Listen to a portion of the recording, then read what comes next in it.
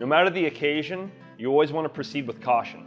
I'm Cameron Lockwood with Chowhound, and I'm going to show you how to open a bottle without doing it wrong. I consider sparkling wines to be the claymore of wines.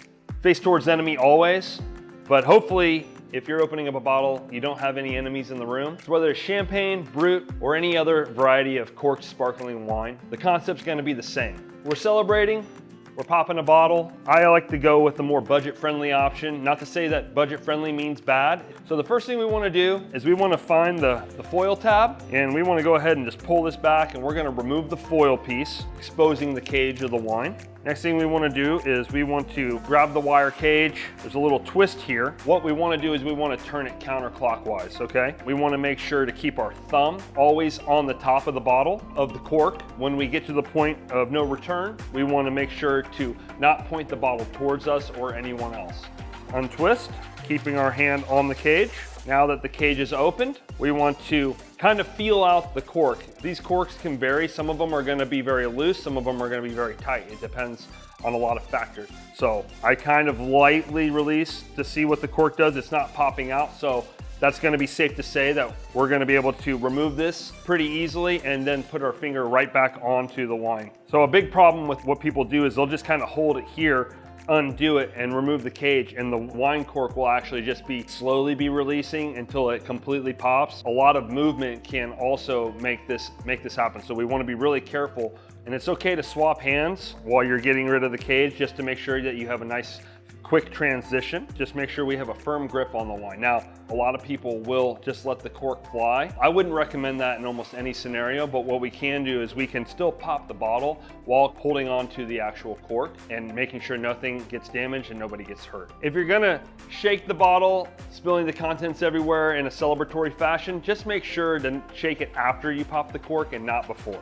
So first thing we're gonna do is just give it a little twist, make sure that it's starting to come up. We can feel the pressure starting to come up, and then voila, we popped the bottle. Now we can enjoy it for all that are celebrating. Congrats! Now we're gonna talk about opening up a bottle, not only to impress, but to really properly enjoy a bottle of more high-end sparkling.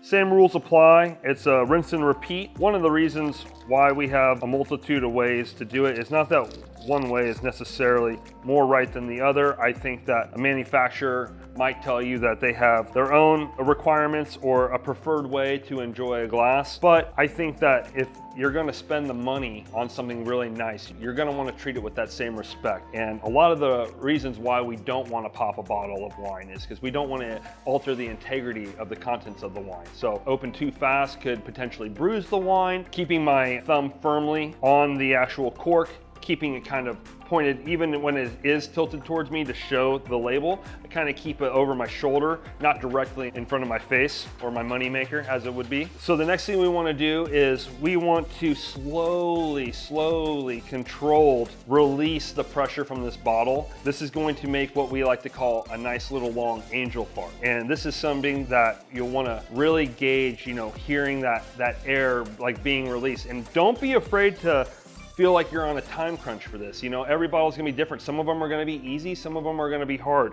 So I'm gonna go ahead and just keep this one planted on the ground here just to have as much control as possible. I'm gonna use my dominant hand to kind of start releasing the cork, and so my least dominant hand is just gonna kind of make sure that this cork doesn't fly off the handle. So what we're gonna do is just slowly nudge, and you can see the cork starting to come out. If you can just listen closely, you might be able to hear that little bit of angel fart that I was talking about, just releasing that pressure.